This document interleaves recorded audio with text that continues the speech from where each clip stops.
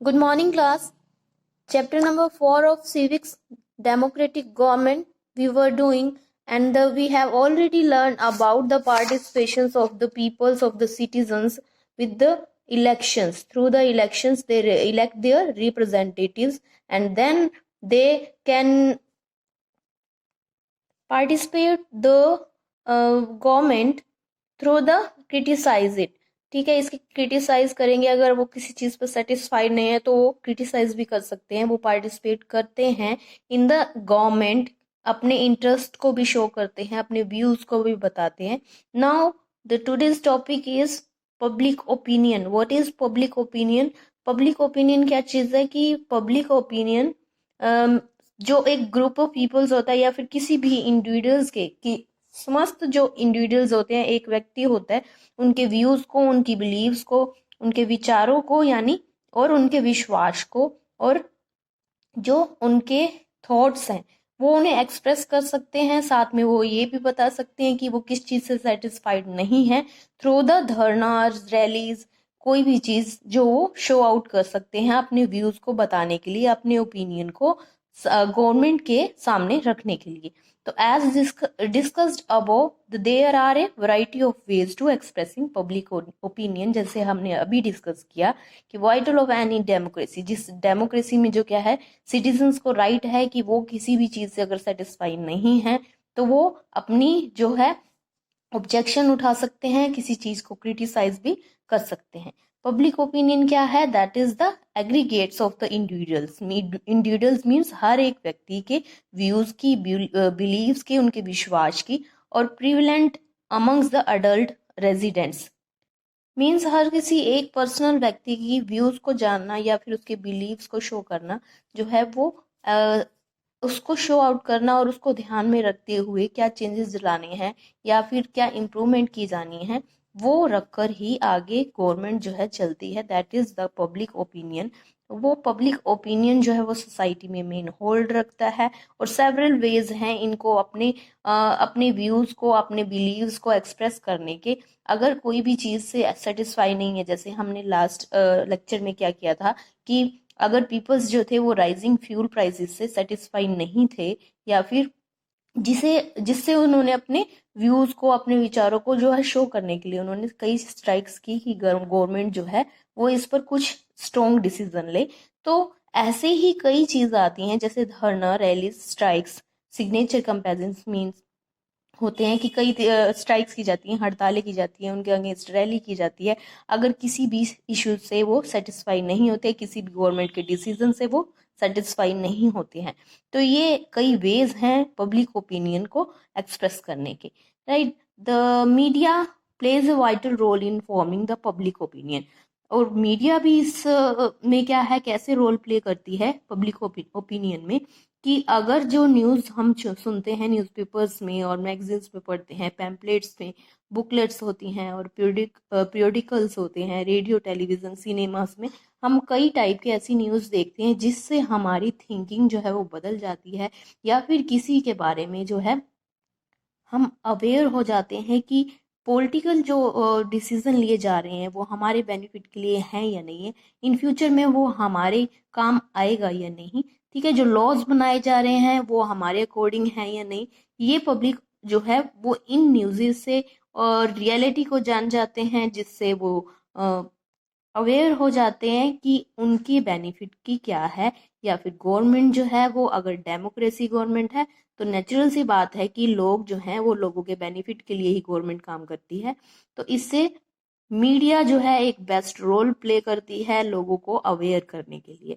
On the other hand educational institute कौन से हैं, कॉलेजेस, स्कूल्स जो हैं वो भी सिटीजन्स को क्या करते हैं, अवेयर करते हैं कि उनके राइट्स क्या हैं या फिर उनकी ड्यूटीज क्या हैं, जो लॉज हैं वो क्या हैं, गवर्नमेंट जो है वो कैसे चलाई जाती है और कैसे चलाई जानी चाहिए। कॉलेज स्टूडेंट्स परफॉर्म्स, और जो स्टूडेंट्स होते हैं चाहे कॉलेज के हैं या स्कूल्स के हैं, वो कई ऐसे पॉलिटिकल इश्यूज होते हैं जिस पर क्या करते हैं, एक प्ले करते हैं, जिससे उनको अवेयरनेस मिलती है, उन्हें नॉलेज मिलती है कि गवर्नमेंट का क्या काम है और क्या होना चाहिए। And which help in the moulding the thinking process of the society, और जो समाज की थिंकिंग को बदल देती है, मोल्ड कर देती है, जो उनके बेनिफिट के लिए ही होती है। नेचुरल सी बात है। Needs to resolve the conflict, अगर कोई कॉन्फ्लिक्ट है, कोई वाद विवाद है, तो उनको ये जरूरी भी है कि उन कॉन्फ्लिक्ट को सॉर्ट आउट करना है। अदरवाइज क्या होगा कि कंट्रीज है उसमें क्या होगा, वायलेंट फैल जाएगी, हिंसा फैल जाएगी और एक टेंशन सी क्रिएट होती है, राइट। जो चीज होती है अगर सॉर्ट आउट नहीं होती है, मींस जो कॉन्फ्लिक्ट्स हैं, वाद विवाद हैं या लड़ाई झगड़ा है, वो सॉर्ट आउट नहीं होता है, तो वो बढ़ जाता है, जिससे पूरे कंट्री में है जो डिस्टर्बेंस फैल सकती है। ठीक है। People tends to react to a condition based on their opinion.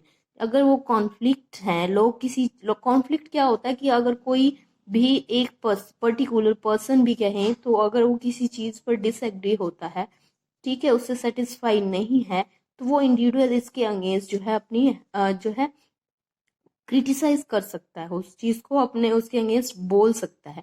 तो people tends to react to a condition based on their opinion, मतलब वो अपने ओपिनियन को भी बता सकता है अगर जैसी भी कंडीशंस है। कई पीपल्स ऐसे होते हैं, दे रिएक्ट द वॉयलेंटली, ठीक है, वो वॉयलेंटली रिएक्ट करते हैं किसको, डिस्प्यूट्स जो हैं उनको सॉर्ट आउट करने में। बट क्या है, such powerful and the strong response tends to the threaten the peace of the society. इससे क्या होगा, अगर वॉयलेंटली किसी भी इश्यूज को सॉर्ट आउट किया जाएगा तो क्या रिजल्ट निकलता है, दैट इज नेगेटिव। ठीक है, नेगेटिव रिजल्ट्स होंगे कि अगर हम हिंसा से किसी चीज को सॉर्ट आउट करते हैं, लड़ाई झगड़े से करते हैं, तो इससे कोई सोल्यूशन नहीं निकल पाता है, बल्कि क्या होता है कि कंट्री में जो है वो डिस्टर्बेंस फैल जाती है, डिस्टर्बेंस आ जाती है। ठीक है। The Indian constitution clearly defines law to be followed by the centre and the state for resolving difference in situations of conflicts. Constitution means संविधान में ये क्लियरली लिखा गया है कि जो सेंट्रल लेवल और स्टेट लेवल की जो गवर्नमेंट है, वो इन कॉन्फ्लिक्ट्स को सॉर्ट आउट करने में जो है लॉज को फॉलो करेंगे, जो कानून बनाए गए हैं उन चीज को फॉलो करेंगे और कॉन्फ्लिक्ट को, जो वाद विवाद हैं, उनको सॉर्ट आउट करेंगे। और इससे क्या है, लीगल प्रोसीजर्स के अलावा भी कई चीज होती है कि बातचीत करके, नेगोटिएशन से, मेडिएशन के मीन्स कुछ बीच का उनके रास्ता निकाला जाता है, या फिर उनको एक जगह पर बिठाकर उनकी बातचीत कराई जाती है, या फिर सुलह करा दी जाती है। इससे जो है कॉन्फ्लिक्ट जो है वो सॉर्ट आउट किए जाते हैं। तो role in resolving conflict and disputes, तो क्या चीज़ है, गवर्नमेंट भी इसमें एक रोल प्ले करती है। अगर किसी भी एरिया में या किसी भी टू स्टेट्स में कुछ कॉन्फ्लिक्ट्स हो जाते हैं या वाद विवाद आ जाते हैं, यहाँ आपको एक एग्जांपल दिया गया है, जैसे कि रिवर कावेरी पे किया गया था। रिवर कावेरी क्या है, साउथ इंडिया की मोस्ट इम्पोर्टेंट रिवर है कावेरी, जिसमें क्या चीज है कि अगर इनके दो स्टेट्स हैं, तमिलनाडु एंड कर्नाटका, जिनमें वाटर शेयरिंग होती है इस रिवर्स के थ्रू, but it became the centre of the disputes when there was a fight over sharing of water between Tamil Nadu and Karnataka. और ये कॉन्फ्लिक्ट इन दोनों स्टेट के बीच में कब हुआ, जब ऐसा मेजर किया गया या ऐसा देखा गया कि जो कर्नाटका है वो रिलीज नहीं कर रहा है enough water for the irrigation purpose, किसको, तमिलनाडु को। तो उनके बीच में जो है वो कॉन्फ्लिक्ट स्टार्ट हो गया, क्योंकि इनसफिशिएंट वाटर जो है वो रेनफॉल नहीं होती थी, दैट्स वाई इरिगेशन पर्पस के लिए उन्हें पानी चाहिए था, वाटर चाहिए था, जो कर्नाटका उन्हें प्रोवाइड नहीं करता था। क्योंकि इन पर जो डैम बने गए हैं, 2 डैम्स हैं, दैट इज मितूर डैम और कृष्णा राजा सागरा डैम जो है वो बनाए गए हैं, जिससे पीछे कर्नाटका जो है वो इस पानी को रोक लेता है और आगे फ्लो नहीं करता है, जिससे इनके बीच में कॉन्फ्लिक्ट हुआ और बोथ स्टेट्स जो हैं वो एक जगह पर आकर they did not negotiate on its topic, मतलब वो नहीं चाहते थे एक जगह पर बैठकर अपने कॉन्फ्लिक्ट को सॉर्ट आउट करना। तो क्या हुआ कि गवर्नमेंट को इसके लिए आगे आना पड़ा। Ultimately the government set up the Kaveri water dispute tribunal to ensure fair distribution of water between the two states. इससे गवर्नमेंट जो है, गवर्नमेंट ने क्या सेटअप किया, कावेरी वाटर ट्रिब्यूनल मींस क्या है, गवर्नमेंट ने कावेरी वाटर के डिस्प्यूट सोल्व करने के लिए एक न्यायाधिकरण बनाया, सेटअप किया, जिससे उनके बीच में जो वाटर डिस्ट्रीब्यूशन है वो इक्वली किया जाने लगा। दोनों स्टेट के बीच में जो है कॉन्फ्लिक्ट सॉर्ट आउट हो गया। तो इससे क्या प्रूफ होता है कि गवर्नमेंट भी एक बहुत अच्छा रोल प्ले करती है to resolve the conflict. At times religious celebrations leads to violence and tensions. तो क्या होता है कि सेलिब्रेट ये जो चीज़ें होती हैं, कॉन्फ्लिक्ट अगर सॉर्ट आउट नहीं होते हैं तो क्या होता है, हिंसा फैलती है, टेंशन्स आती हैं कंट्रीज में।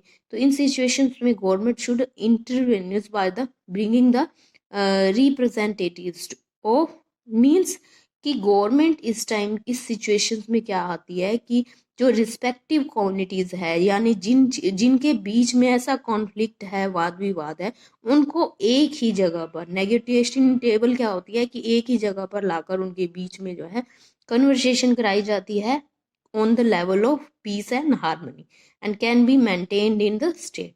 जिससे स्टेट में क्या होगा, पीस और हार्मनी भी फैल जाती है कि उसको मेंटेन किया जाता है पीस एंड हार्मनी को, और बात कर कर कॉन्फ्लिक्ट को सोल्व कर लिया जाता है।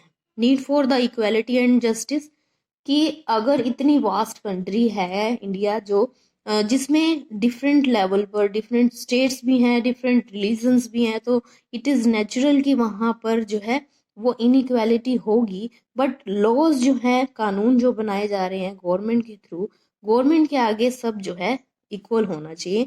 Equality is very important element, that's why क्या है, गवर्नमेंट ने कई ऐसे रूल्स बनाए गए हैं जिससे प्रूफ होता है कि हर सिटीजन जो है वो गवर्नमेंट के आगे एक ही है एंड इक्वल है। In democracy everybody is equal in the lies of law. ठीक है, डेमोक्रेसी क्या चीज़ है, यही है कि democracy is a government where peoples are equal before the law, and which means equal status and opportunities, means सभी individuals को, सभी को क्या है, equal rights दिए गए हैं, equal opportunities दी गई हैं। Equality can be achieved by, only when there is just distribution of resources। Equality कैसे आएगी, जब हर व्यक्ति को, हर एक इंडिविजुअल को इक्वल राइट्स दिए जाते हैं, इक्वल रिसोर्सेज जो है वो डिस्ट्रीब्यूटेड किए जाते हैं, तो इक्वलिटी एक से दूसरे की तरफ जाएगी। मीन्स हर किसी को एक दूसरे से बिहेव करने से, यानी गवर्नमेंट में अगर कोई भी कानून बनाया गया है, लॉज बनाए गए हैं, जिसे फॉलो करना जो है वो सिटीजन्स का ड्यूटी है, तो इससे क्या बेनिफिट होता है कि हर किसी के अगर ड्यूटीज, राइट्स दिए गए हैं तो ड्यूटीज भी उन्हें दी गई हैं कि उन्हें इक्वल समझा जाए। जो शेड्यूल कास्ट है या फिर नीचे की जो कास्ट्स हैं, उनको भी इक्वल राइट्स दिए गए हैं, ताकि जो है गवर्नमेंट के आगे जो है वो सब इक्वल हों, सब एक दूसरे से इक्वली बिहेव भी करें। तो ये पॉलिसी सारी शो करती हैं कि जो सिटीजन्स हैं वो सब इक्वल हैं। एंड द कॉन्स्टिट्यूशंस में, संविधान में सब कुछ राइट किया गया है, इक्वलिटी बताई गई है सबकी। एंड इरिस्पेक्टिव किसको लेकर, ये सारी इक्वलिटी जेंडर को लेकर, क्लास को लेकर, उनके रिलीजन को लेकर, उनके कलर को लेकर मेंशन रखकर बनाई गई है कि सभी, चाहे वो किसी भी जेंडर के हैं या फिर किसी भी क्लास से बिलोंग करते हैं, सभी जो हैं वो लॉज के आगे, जो कानून है, गवर्नमेंट है, उसके आगे समान है। The government is rigorously promoting programmes, means strictly promote करते हैं उन प्रोग्राम्स को। उनका उद्देश्य है कि इन प्रोग्राम्स को जो है प्रमोट करना, किस पर, at the welfare of the girl child, की जो गर्ल चाइल्ड है उसकी वेलफेयर के लिए। Empowerment of the womens, means उन्हें भी जो है वो इक्वली राइट दिया जाए इन द सोसाइटी। और इसके लिए क्या एग्जाम्पल्स है, हरियाणा का ही एक एग्जाम्पल दिया गया है कि education for the women up to graduation, कि इन्हें भी वुमेन एम्पावरमेंट क्या होता है, एक पर्टिकुलर वुमेन एम्पावरमेंट हो जाता है कि वुमेन्स के लिए जो है उनको ऐसी पावरमेंट, उन्हें ऐसे प्लेस दिया जाए, ऐसा स्थान दिया जाए समाज में कि वो खुद जो है वो सोशल लेवल अपना इंक्रीज कर सके, अपनी एक जगह बना सके। तो इसके लिए क्या किया है गवर्नमेंट ने, हरियाणा में ही एग्जाम्पल है कि education of the womens graduation तक, मीन्स वहाँ तक इनको फ्री एजुकेशन दी जाती है। Similarly to give equal status to the under privileged class. और इसके साथ साथ क्या है कि जो अंडर प्रिविलेज्ड क्लासेस कौन सी होती है, दैट ग्रुप ऑफ पीपल्स जिन्हें जो है मेनली जो अदर ग्रुप ऑफ पीपल्स हैं उनकी जो फैसिलिटीज उन्हें जो दी जा रही है वो अदर ग्रुप ऑफ पीपल्स को भी दी जाए, यानी सभी, चाहे वो किसी भी कास्ट से बिलोंग ना क्यों ना करते हो, किसी भी रिलीजन से हो, सभी क्लासेस के पीपल्स को जो है वो सिमिलरली समझा जाए, एक ही समझा जाए, इक्वल स्टेटस समझा जाए। तो अनटचेबिलिटी को भी गवर्नमेंट ने क्या किया है, बैन किया है कि लोग जो है वो अनटचेबिलिटी को नहीं मानेंगे। And the weaker classes are refer to as schedule class. Schedule class को क्या है, weaker class and the scheduled tribes को वीकर क्लासेस माना गया है। स्पेशल प्रोविजंस क्या है, like reservations of seats in government. कई बार आपने ये चीज़ें देखी हैं कि कहीं पर इनकी रिजर्वेशंस होती है, जॉब्स में है, एजुकेशन इंस्टीट्यूट्स में है। अगर आप ट्रांसपोर्टेशन में भी देखते हो तो वहाँ पर भी उनकी सीट्स जो होती हैं कि रिजर्व की जाती हैं। एक छोटा सा एग्जांपल आप ये देखते हो कि अगर कभी आपने ट्रैवल किया हो बाय बस और बाय ट्रेन, तो वहाँ पर कुछ सीट्स अंदर ट्रेन में या बसेस में जो लगी होती हैं, वहाँ लिखा होता है कि that's these are only for womens, right. तो हर प्लेस पर, ये तो एक मैंने छोटा सा एग्जांपल बताया, बट हर प्लेस पर जो क्या है, इनको इक्वली राइट्स भी दिए गए हैं। और फर्स्ट ऑफ ऑल क्या है, इन्हें प्रेफरेंस दी जाती है हर जगह पर वुमेन्स को, ताकि वुमेन एम्पावरमेंट हो, यानी वुमेन्स को भी इक्वली राइट दिया जाए। तो इसके लिए एजुकेशन इंस्टीट्यूट में भी उनको जगह दी गई है, या जॉब में जो है उनको भी रिजर्वेशन शीट्स रखी गई है, इनको आगे लाने के लिए, वुमेन्स को समाज में क्या है आगे लाने के लिए। And these provisions has been made to give them financial stability. इससे क्या होगा कि अगर उन्हें ऐसी फैसिलिटीज दी जाती हैं या फिर उनके लिए कुछ रिजर्व सीट्स रखी जाती हैं, तो ये उनकी इकोनॉमिक स्टेबिलिटी लाएगा, उनको इकोनॉमिक लेवल उनका इंक्रीज करेगा, ताकि उनका फ्यूचर जो हो वो सेफ हो सके। इक्वल स्टेटस इन सोसाइटी, और साथ साथ में समाज में भी उन्हें इक्वली राइट्स या इक्वली स्टेटस दिया जाए। ये आपका चैप्टर था। Now we have finished our chapter. Thank you students, have a nice day and take care.